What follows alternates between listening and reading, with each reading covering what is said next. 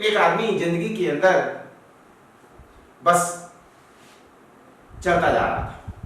एक आदमी जिंदगी को धकेले जा रहा था। गरीब था, बहुत ज्यादा गरीबी थी। गरीबी के कारण उसकी कोई जरूरत पूरी नहीं हो पा रही थी और उसकी मन की एक इच्छा थी कि मैं मेरे पेरेंट्स को बड़ा होकर के मेहनत करके पैसा लगा करके इनको तीर्थ स्थानों की यात्राएं करवाऊंगा। लेकिन दिन बीतते गए, सप्ताह बीतते गए, महीने बीतते गए, धीरे धीरे काफी टाइम बीत गया। उसकी गरीबी उसका पीछा नहीं छोड़ रही थी। इस तरीके से कोई ज्यादा मेहनत, कोई ज्यादा कमाई नहीं हो रही थी। वो उसका सपना था, वो अधूरा ही रह गया। एक दिन निराश होकर के बैठा था और जैसे ही वो बैठा था वहां पर उसके मन में एक सवाल आया, क्यों ना चलना शुरू करूं और कोई ऐसा शायद इंसान मिल जाए रास्ते में, जिस इंसान को मिलने के बाद शायद मेरी थोड़ी जिंदगी थोड़ी आसान हो जाए।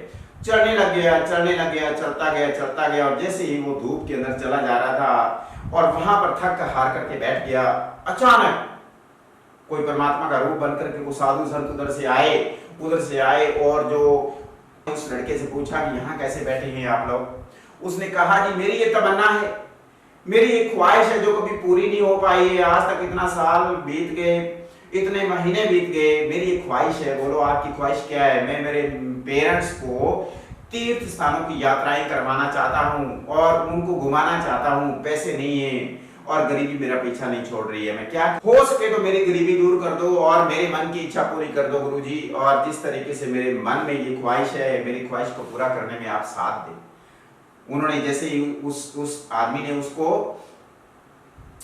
आदमी ने जिस तरीके से अपनी प्रार्थना करी तो परमात्मा जो रूपी एक इंसान उसके सामने खड़ा था, तो उन्होंने कहा चलो छोड़ दो रोना धोना, चलो मेरे साथ, आज से आपकी जिंदगी बदल जाएगी, चलो मेरे साथ। आगे ले गए, आगे समुद्र के किनारे पर, वहां पर एक बहुत बड़ा मतलब जो एक पत्थर का ढेर पड़ा था।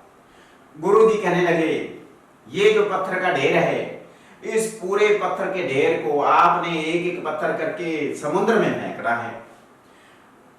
जब आप लोग इस पत्थर के ढेर को बारी बारी करके समुद्र में फेंकना शुरू कर देंगे, तब एक बात को आपने ध्यान में रखना है, इस पूरे ढेर के अंदर एक पत्थर ऐसा है जो थोड़ा दूसरों से अलग है। उस पत्थर की ये खासियत रहेगी कि जब आप लोग उसे स्पर्श करेंगे, उसे टच करेंगे तो वो थोड़ा सा गर्म लगेगा, गर्म।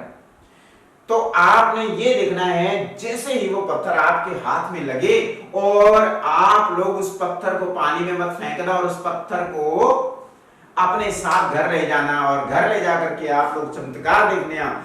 जिस चीज को भी इस पत्थर से टच करोगे या फिर इस पत्थर को जिस चीज से स्पर्श करोगे वो चीज सोने की हो जाएगी, वो चीज सोने की हो जाएगी। और जितना चाहे सोना बनाते जाना और वो सोना बेच करके आप लोग जितना चाहे धन कमा लेना और उस धन से जितना चाहे अपने माँ बाप को सैर करवा लेना। वो खुश हो गया, उसने कहा गुरुजी ठीक है। वो लग गया उस पत्थर को, हर बार पत्थर उठाए, उसे जांचे परखे और बाद में पानी में फेंक दे, उठाए जांचे परखे और उसे पानी में फेंक दे, फिर पत्थर उठाए जांचे परखे उसको पानी में फेंक दे। इस तरह से कई सप्ताह बीत गए, क्योंकि पत्थर का ढेर कोई छोटा मोटा नहीं था, बहुत बड़ा पत्थर का ढेर था।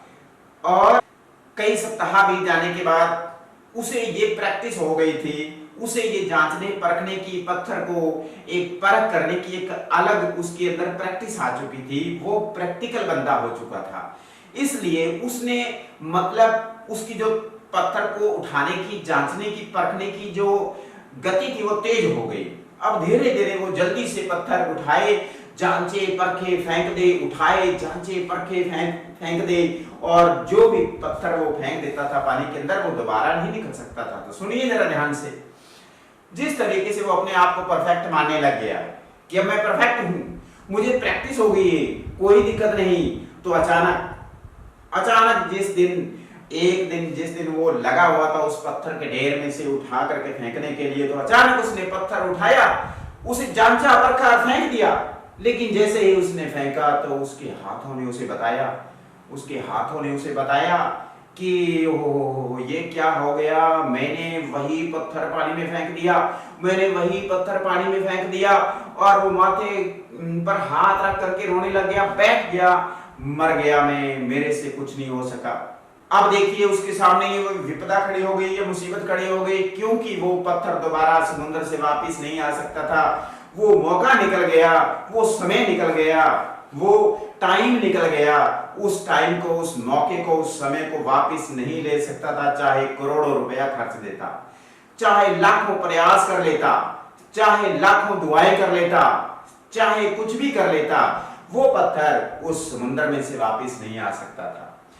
वो पत्थर को का जो फेंकने का मौका था वो निकल चुका था, समय हाथ से निकल गया था। बिल्कुल मिली सेकंड के अंदर वो मतलब जो उसने मिस्टेक करी उसका वो पश्चाताप करने लग गया। दोस्तों, हमें भी जिंदगी के अंदर कभी भी चीजों को लाइटली नहीं लेना चाहिए। जिस दिन हम चीजों को लाइटली लेना शुरू कर देंगे, अपनी रिस्पॉन्सिबिलिटी समझना कुछ कम कर देंगे, हमारे हाथ से वो काम निकल जाएगा, मौका निकल जाएगा, समय निकल जाएगा, टाइम निकल जाएगा, वो जो परिस्थिति होगी, वो सिचुएशन निकल जाएगी, हम कभी भी उसे दोबारा नहीं प्राप्त कर सकते।